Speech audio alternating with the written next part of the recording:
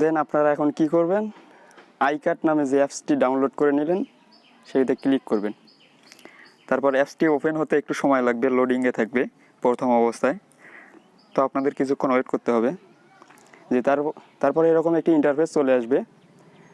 তো ইন্টারফেসটা চলে আসার পর আপনারা দেখবেন একদম নিচের দিকে বাম পাশে ক্যামেরা অপশন আছে এবং ডান পাশে গ্যালারি অপশন। আপনি যদি ডাইরেক্ট ছবিটা ক্যাপস করে যদি আপনি কাজ করতে চান তাহলে ক্যামেরাতে ক্লিক করবেন, আর যদি আপনার আগে থেকে ছবিটা উঠানো থাকে তাহলে গ্যালারিতে ক্লিক করবেন। তো গ্যালারিতে আমি ক্লিক করে নিচ্ছি, যেহেতু আমার ছবি আগে থেকে উঠানো আছে। যে আমি এখন যে ছবিটির বা যে পিকটির কাজ করব সেটি সিলেক্ট করে নেব। আপনি আপনার গ্যালারি থেকে যে কোনো একটি পিক সিলেক্ট করে নেবেন। যে আমি এই পিকটি সিলেক্ট করে নিলাম। যে তারপর দেখতে পারবেন আমাদের হোম পেজে এইরকম একটি ইন্টারফেস চলে আসবে। তো উপরের দিকে দেখতে পাচ্ছেন উপরে বাম পাশে একটি ক্রস আইকন আর ডান পাশে সেভ আইকন। তো ওগুলোর কাজ আমাদের পরে, তো যেই কাজটা আমাদের আগে সেই বিষয়ে আলোচনা করাই ভালো। তো আমরা যেহেতু ব্যাকগ্রাউন্ডটা ডিএসএলআর করব আর ব্যাকগ্রাউন্ডটি প্রফেশনাল করব, একটু আকর্ষণীয় করব, সেই ক্ষেত্রে আমাদের ব্যাকগ্রাউন্ড সিলেক্ট করে নিতে হবে। তো আমরা ব্যাকগ্রাউন্ডে ক্লিক করে নেব।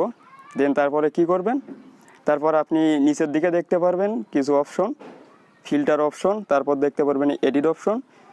তো আপনি আগে এডিট করেও নিতে পারেন। তো আমি দেখাবো কিভাবে এডিট করতে হয়, এডিটটা আমি পরে দেখাবো। তার আগে দেখাবো কিভাবে আপনি ফিল্টার করে নেবেন আপনার ব্যাকগ্রাউন্ডটি ফিল্টার করতে হলে এখানে অনেকগুলো অপশন আছে। আপনি ইচ্ছা মতো আপনার ব্যাকগ্রাউন্ডটি ফিল্টার করে নিতে পারবেন বা যে কোনো কালার সিলেক্ট করে নিতে পারবেন। তো আমি এই কালারটি সিলেক্ট করে নিব আপনাদের দেখানোর জন্য, সুবিধার জন্য। আপনার ইচ্ছা মতো আপনার যেটা ভালো লাগে আপনার কালার, আপনি সেটা সিলেক্ট করে নেবেন। দেন তারপরে কি করব, আমাদের ব্যাকগ্রাউন্ডটি ব্লার করতে হবে বা ডিএসএলআর করতে হবে। তো ব্লার করতে হলে আমাদের কি করতে হবে, এডিটে ক্লিক করতে হবে। তো এডিটে ক্লিক করে নেব। তারপর ডান পাশে দেখতে পারবেন ব্লার অপশন বা ব্লার আইকন, ব্লার লেখা আছে, আপনি ওখানে দেখে নেবেন। তো ব্লারে ক্লিক করতে হবে। ব্লারে ক্লিক করে আপনার ইচ্ছা মতো যেরকম বা যতটা ব্লার করতে চান, তো আমি 100% করে নিলাম। 100% করার পরে আপনি কি করবেন, ডান পাশের নিচে দেখতে পাচ্ছেন ওকে আইকন বা টিক আইকনে ক্লিক করে নেবেন।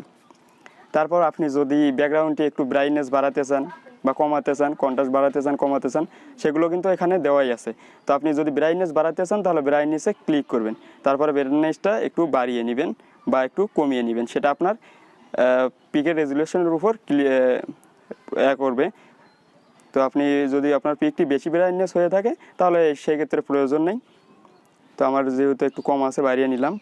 আর কন্ট্রাস্টটা একটু বাড়িয়ে নেবেন। তারপর স্টেশন যদি বাড়িয়ে নিতে চান বাড়িয়ে নেবেন। তারপর দেন এখন যে কাজটি হচ্ছে, আমাদের অবজেক্টের কাজ করতে হবে বা ফেসটি আমাদের একটু আরেকটু ক্লিয়ার করতে হবে। সেক্ষেত্রে আমরা অবজেক্ট সিলেক্ট করে নিব। তারপর কি করব, আবার যদি ফিল্টার করা থাকে তাহলে আপনি আবার এডিটে চলে যাবেন। এডিটে যাওয়ার পর কন্ট্রাস্টটা যদি বাড়িয়ে নেওয়া লাগে বা কমিয়ে নেওয়া লাগে আপনি দেখবেন, বাড়িয়ে নিতে হয় বাড়িয়ে নেবেন। তারপর টিক আইকনে ক্লিক করবেন। তারপর কি করবেন, ব্রাইটনেসটায় ক্লিক করবেন। ব্রাইটনেস যদি কম হয়ে থাকে তাহলে হালকা একটু বাড়িয়ে দিবেন। তারপর টিক আইকনে ক্লিক করবেন। তারপর স্টেশনটা যদি একটু বাড়িয়ে নেওয়া লাগে তো বাড়িয়ে নেবেন বা কমিয়ে নেওয়া লাগলে কমিয়ে নেবেন। তো আমার একটু পিকটা রেড বেশি ছিল তাই আমি একটু কমিয়ে নেব। আর আপনার পিক যদি বেশি হোয়াইট হয়ে থাকে তাহলে একটু হালকা রেড করে নেবেন, সুন্দর দেখাবে। তো আপনি চাইলে কি করতে পারবেন, আপনি এখানে পুরো পিকটি আবার কাজ করতে পারবেন। সেটা হচ্ছে কি, আপনি এখানে আইমার্ক আছে, আইমার্কে ক্লিক করে নেবেন। তারপর দেখতে পারবেন এরকম একটা ইন্টারফেস চলে আসবে বা আপনার অবজেক্ট বা ব্যাকগ্রাউন্ডটি চলে যাবে। তারপর কি করবেন, আপনি পুরো ব্যাকগ্রাউন্ড সহ এবং ফেসটি সহ কাজ করে নিতে পারবেন। এখানে অনেকগুলো অপশন দেখতে পাচ্ছেন ফিল্টারে। তো ফিল্টার থেকে যে কোনো একটি সিলেক্ট করে নিয়েও আপনি দেখতে পারবেন, আপনার পিকটির কাজ করতে পারবেন। যেমন